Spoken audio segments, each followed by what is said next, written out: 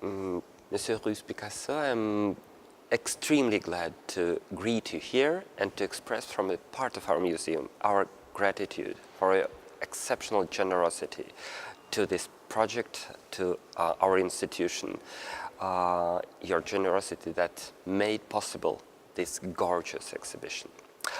I envy the people who would come and see at last the complicated and rich story of Pablo and Olga. And you're the direct heir of them. What I wanted to ask is that there is a certain trend now in the world in regard to Picasso, to see him not as an artist only, but as a person, as a man,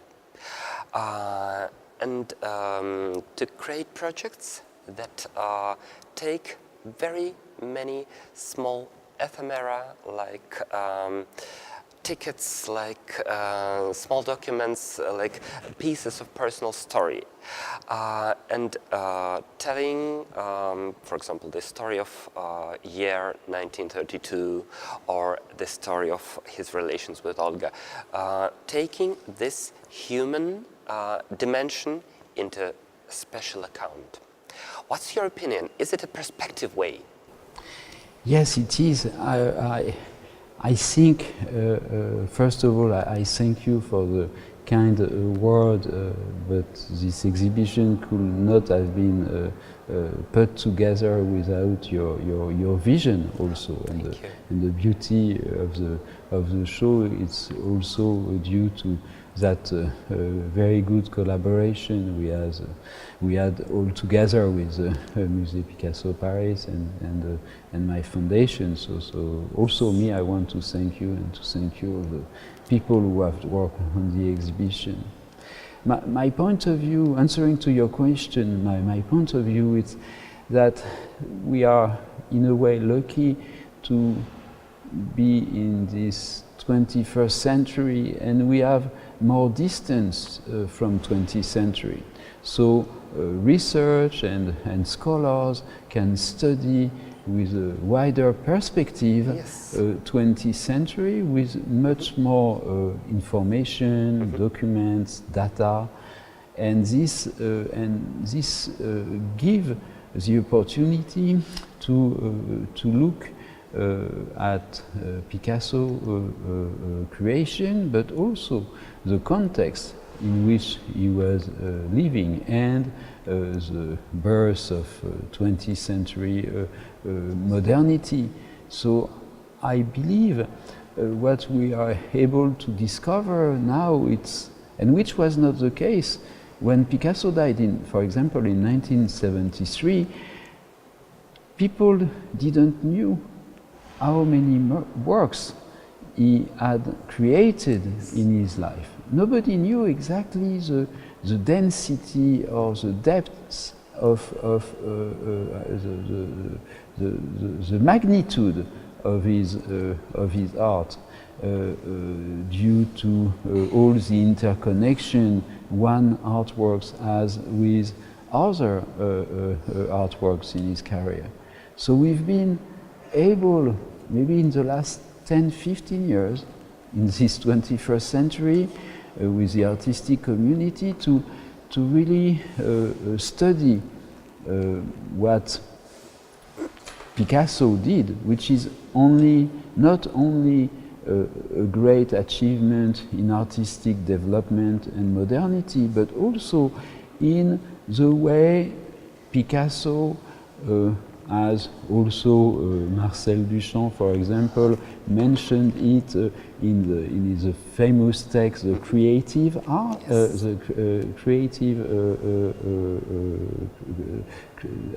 Creative Act, I think, yes, that's the text. He says that Picasso just left for us his own life, his journal, his diary. Each of his work is one of his thoughts, and so we can give not only one or two or three interpretations of each of his work, but as you mentioned before, we are able to include certain works in maybe 30, 40 different concepts, different subjects. It's like each work is like a big book in which each pages are a kind of a different definition or interpretation, which means Picasso was quite bright and intelligent, but that we all know that Picasso was very, very intelligent. But he put art really in modernity by achieving this very modern movement of giving to us what he was feeling. And Marcel Duchamp was saying in this creative art that the importance of the artist himself, what he thinks, what he believes, the subject he depicts, and what there is inside the subject of his art piece, and also us, you and I, how we perceive all that combination, and at the end that as a viewer, we are the person, we are the people who can give our own interpretation due to our own inside thoughts and personality.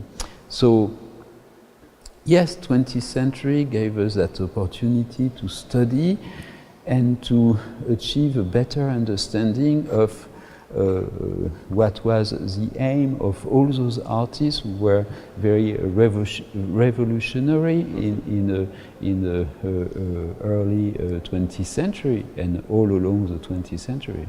Yes, we are so coming to a more historical attitude to the great persons of 20th century art, and maybe we can thank Picasso for not throwing away anything, for keeping all these small tickets, small invoices, small ephemera of his life. And Olga did the same. She didn't throw away anything. She kept the story. And coming to her and to the women in life of Picasso, it's a common story to tell and to regard Picasso through the women he lived with and through the lives, these small lives that followed one another. Olga is the most important woman in Picasso's life, without any doubt. What do you think about this attitude, and is it fruitful, or does it make some boundaries in regard to Picasso's creative activity and creative freedom? I think it's make both, because very often with Picasso, he can be perceived the way he was living. Even as you mentioned, he had different sentimental life with many, maybe not many, but quite many different wives or spouse he lived with. At the end, he was living in a very classical way, artistic classical way, because he will be at home. The studio will be very often at home, and he will have a family, a wife, children, and he will dedicate most of his time being with his family, his friend, and the rest of the time working hard and working non-stop.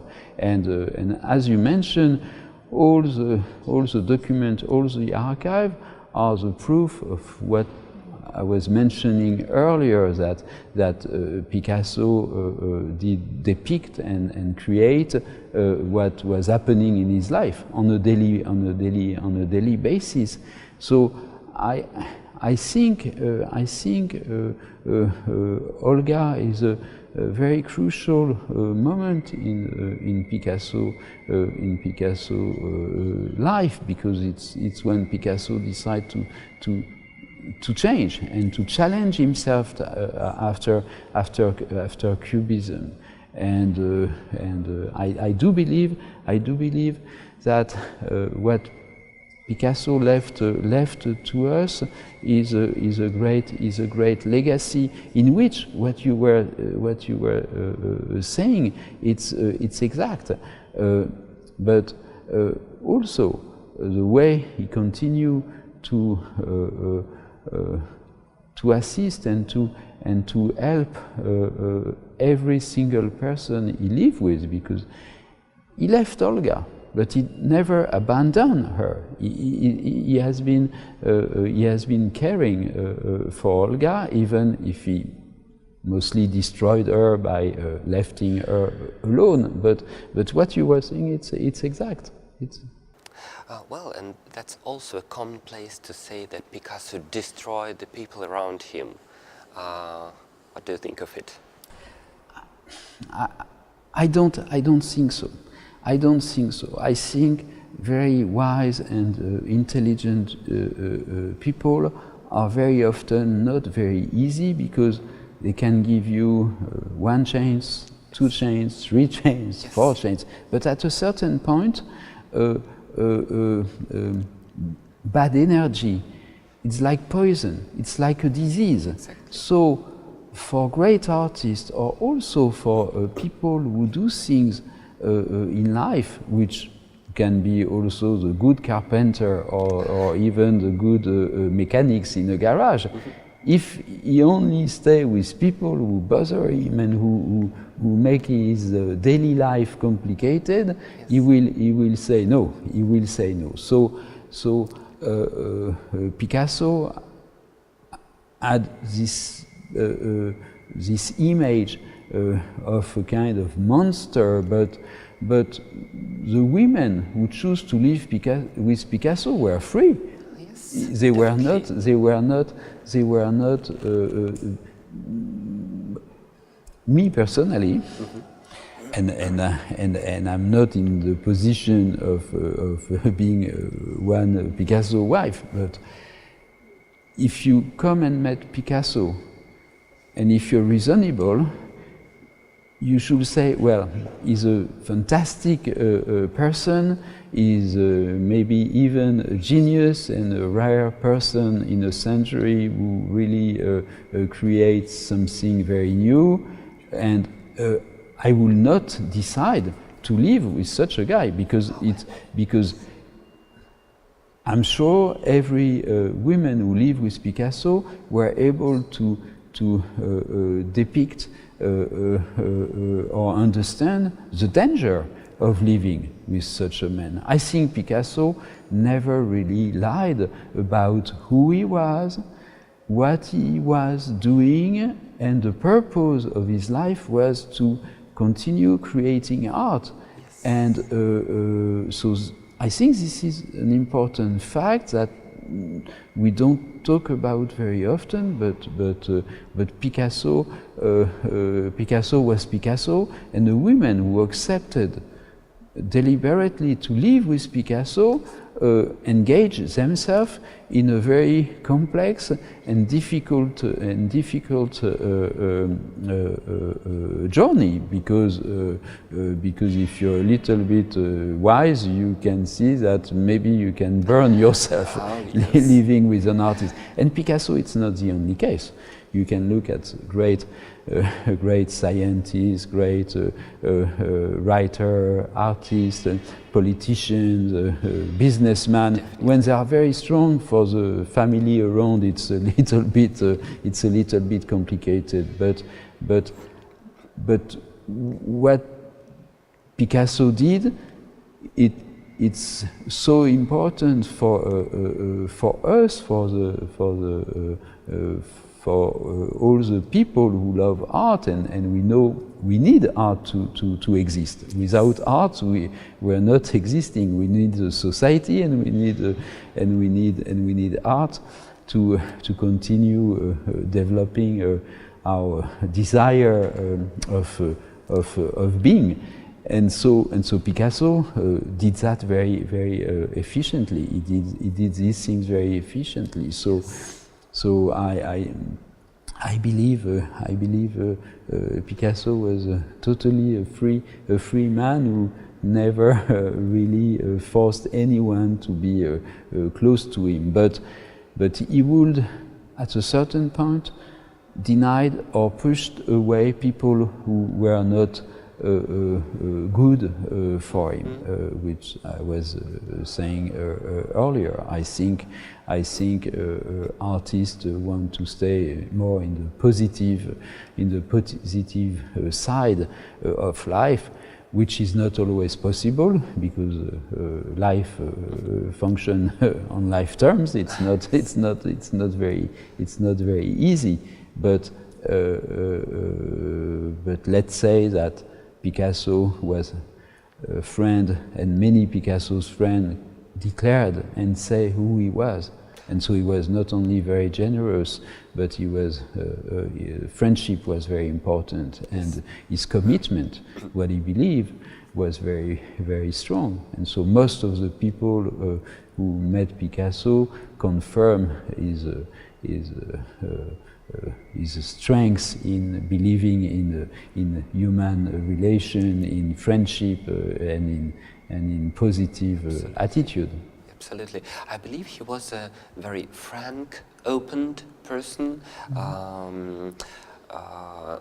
What was the secret? What was the mystery of Picasso then, if he was so frank and open? Well, I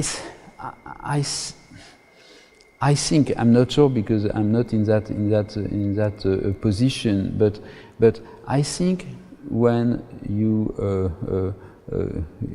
met or you are close to a great master, artist, or great character, they have this kind of energy which slowly makes them able to know wisely who was the people with whom they are working, or whom they encounter or meet, and so they have this very strange, because we can't really define it rationally, but this ability of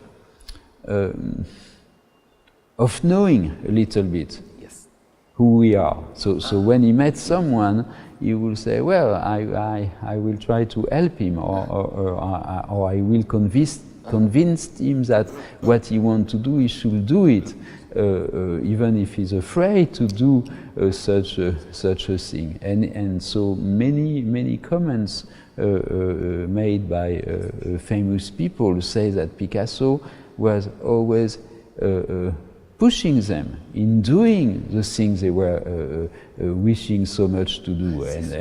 And as we know, every day when we want to achieve something, sometimes we hesitate, sometimes we are frightened, we ask friends, should I do this, should I not do it? And so as far as I remember, Picasso always was very interested by people and curious, and so he would always be very positive. And he was a magnetic person, wasn't he?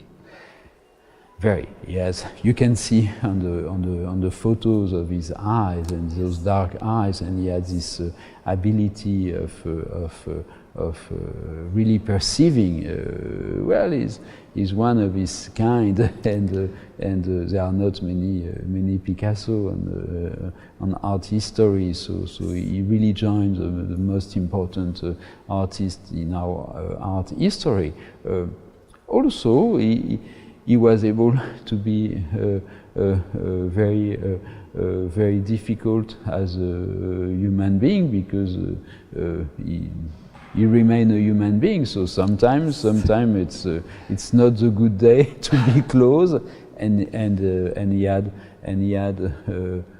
yes, certain person get wounded, exactly as Olga, and also in some way my father, saying it was a fairy tale. No, we are not in a fairy tale kind of No, I'm not making comments that Picasso was living in a dream, and no, not at all, because some of the tragedy of the 20th century make us able to see how life has been sometimes difficult. And Picasso also was not always in a good mood, but yeah, some of the people suffered from him, but most of the people really get a plus, get something which really sometimes even change their life a little bit. Oh yes, and well, we are coming closer to your personal story, to the history of your family, and as Picasso was a magnetic person, the same is Russian culture, and now they get together with the help of this exhibition and with the help of the figure of Olga. And what I wanted to ask is, what do you think, and maybe what do you remember from this personal, intimate line tying together Picasso and Russian culture? I think both cultures have something in common, which is the land is rich, but it's also the climate, the rudeness of the soil. It's not always so rich. It's not Italy.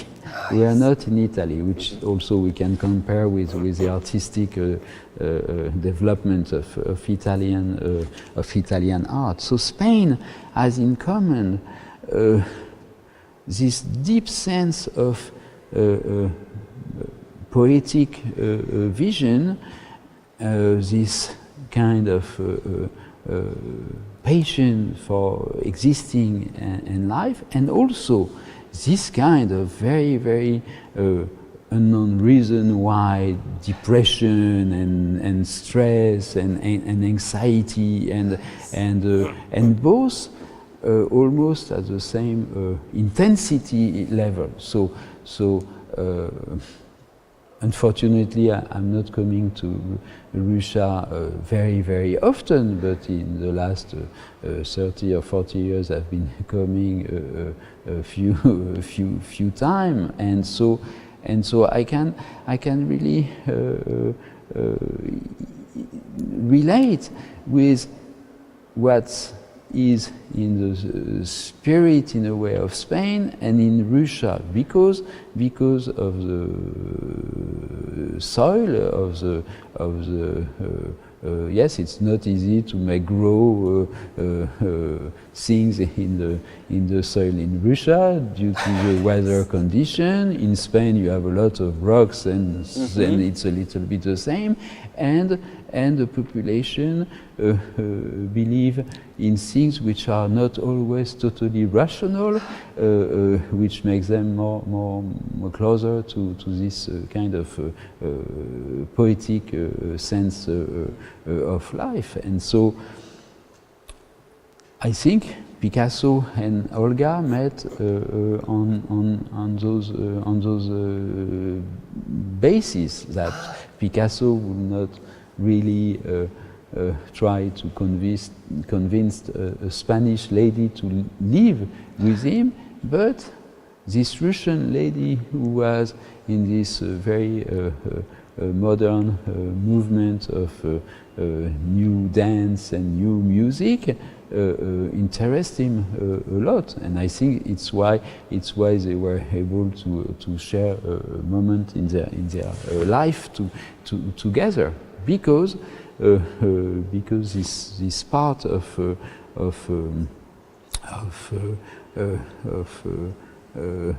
feelings they both have from their maybe from the time they were born helps them to get together and to stay together.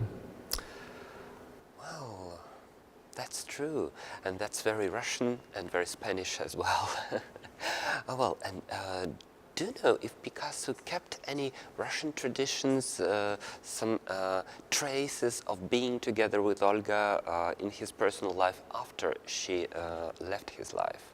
Well, in Picasso daily life, I will not say I remember something. Picasso passed away. I was 14 years old, so I was quite young, and he was living with another wife. Yes. It's also something I want to mention is that Picasso and Olga had this very relevant life together, and after, most of the time Olga was defined not as a good person.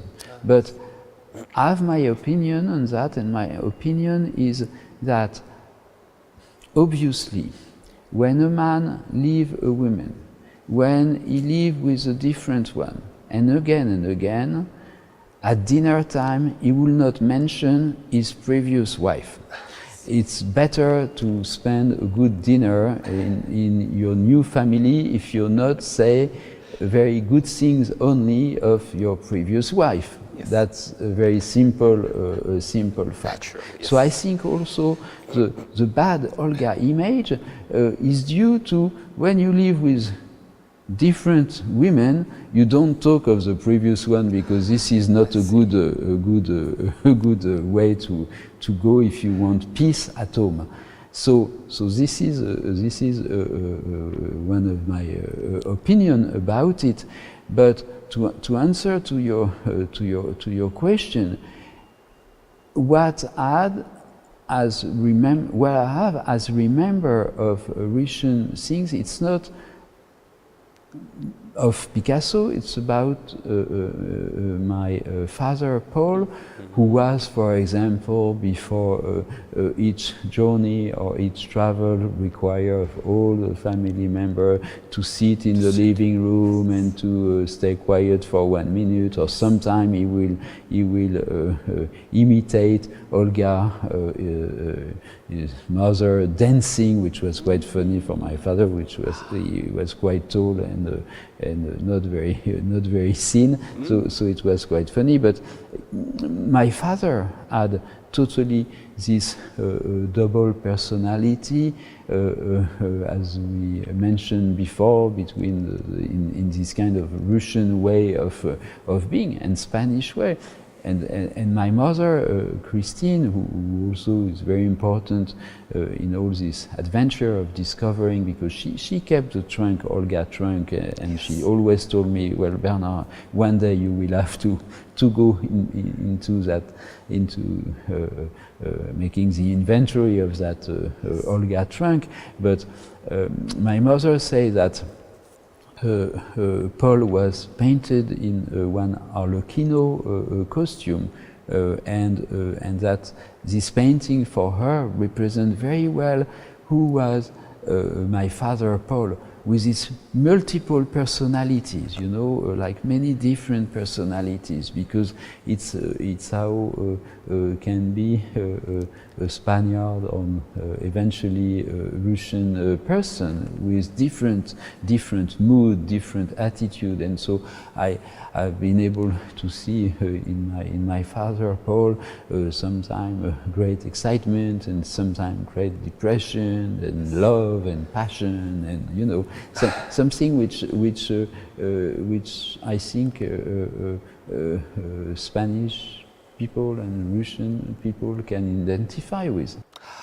Yes, and we're so naturally coming to the figure of your father, which is represented in our exhibition as a child, as a newborn child and a growing child, with all that masks offered him by Picasso, mask of Arlequin, Pierrot, Maréchal de France, and Toreador, and what was his true face, and was it really appreciated by his father, Pablo Picasso? Mm-hmm. Yes, it was. He has been very, very close to his father, and it's maybe also one of the part of the drama that my father Paul chose after Second World War, because they were separated during the war, because my father did escape from France, crossing the Rhine, swimming to go to Switzerland, because he was not young enough, but he had the age to do his military service, and he didn't like in 1940 to do his military service, so he escaped, and he remained in Switzerland until 1945. But after 1945, and maybe also before Second World War, already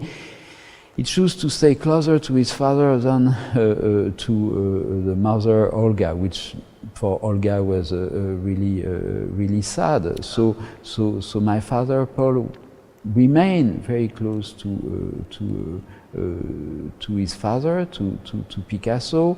In my youth, my father would not mention very often Olga, which for me Olga was a kind of mystery and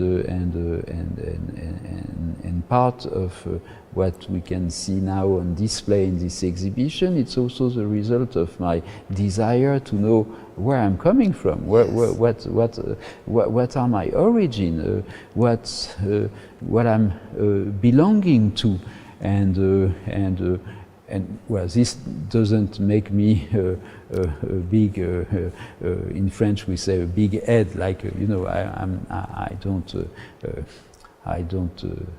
feel any more special because of that. I'm me, and I continue to be me. But yes, my father will be closer to Picasso. Will also he will do many tasks for his father, and they had a very close relationship, Picasso and Paul.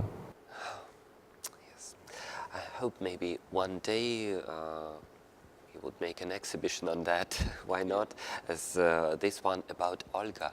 And maybe one of the last things I wanted to ask you, and I'm fascinated with, the very process of unveiling this personal family story, treasured in Boigelou, the manor Pablo and Olga bought together and Olga lived in.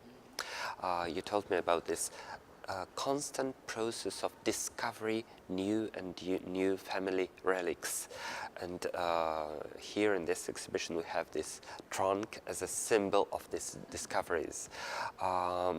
Could you tell more about the mystery of Boigelou and this process which is still continued?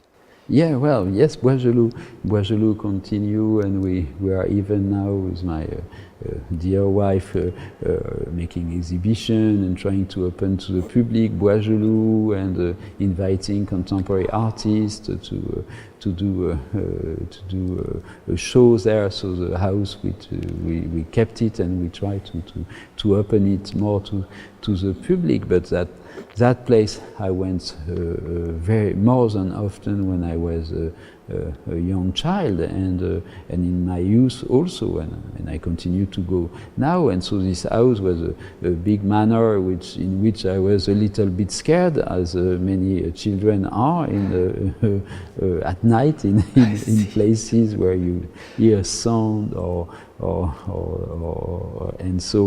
and so that trunk was there, and in a room where nobody would go really, and so sometime during the day I would go to frighten myself, and one day I decide, after my mother keep saying, well, Bernard, you will have to do that, and so I did open that trunk, and in our foundation for almost 10 years we've been making the inventory of that, and then slowly we decide, not slowly, but we decide that it would be important to do an exhibition, and we ask Joachim Pissarro, which is one of the curators of the exhibition, to work with us and to look at all those inventory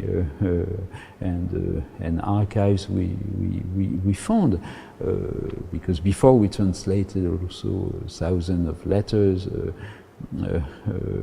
received by Olga family in France, and all that allowed me to discover who was Olga family, because I had no idea exactly of what was doing Olga's sisters, if she had brothers, etc., etc. So I've been discovering all my Russian families through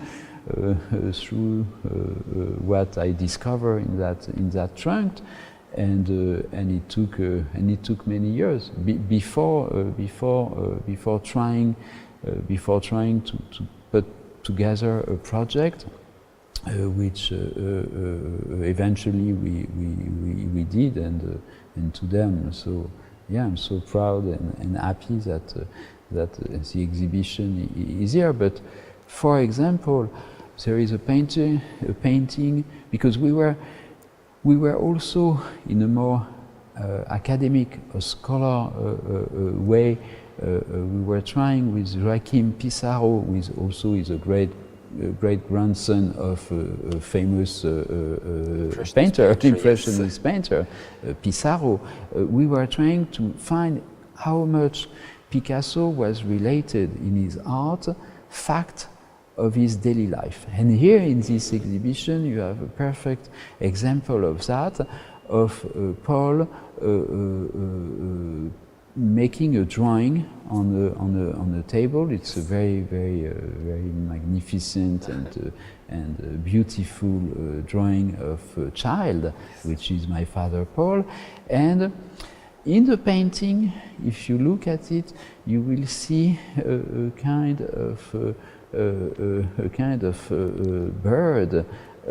And it seems to be, can be seen as a swan. And in one of the letter received by Olga, Oleg, his cousin, say in the letter, it said, yes, you will find enclosed a drawing of a swan. Oleg did for you, Paul, and so we had this kind of proof of how Picasso was modern and how Picasso would depict his life, because when Olga, well, I made a mistake, so we will do it again. So we will cut. So. With Joachim Pissarro, we were wishing to find a proof of that Picasso was making in his paintings, when he was painting, a statement of his daily life, what was happening in his daily life. And so he painted this very marvelous painting of Paul drawing on a table. And you can vaguely see a swan, and so Olga, we can suppose, asked Paul to make a drawing for his cousin Oleg in Russia, to enclose the drawing with a letter. And so Paul did this swan, and that letter was sent to Oleg, and we have a letter in which Oleg say, "Thank you, give my thanks to my cousin Paul who sent me this beautiful drawing of a swan, and I want to thank him." So we had the proof that Picasso also was commenting his own life. Yes. So that was that was something very, very important for us as a discovery, and we did continue after to make research besides the trunk in Musée Picasso Paris archive, and also here in the beautiful archive you have in the Pushkin museum. So it's a great achievement which we hope we can develop more in investigating in those crucial creative time in the first part of 20th century. Oh, yes, and well, as in the process of coming to the beginning of our conversation with the importance of everyday life and everyday objects for Picasso's life, and this exhibition brings together all these layers, all these torn pieces of family history, and this process is continuing, and this is what seems the most important thing to me as history of art, history of society, history of personal life of the artist. They are all brought together, and this spirit of discovery is embodied by, for example, your foundation, the FABA, and I believe this is not the last project of our two institutions. So may I thank you for this one, and express my feeling of the wish to work together in the future. Thank you. Thank you so Thank much. you. Thank you very much. Thank you.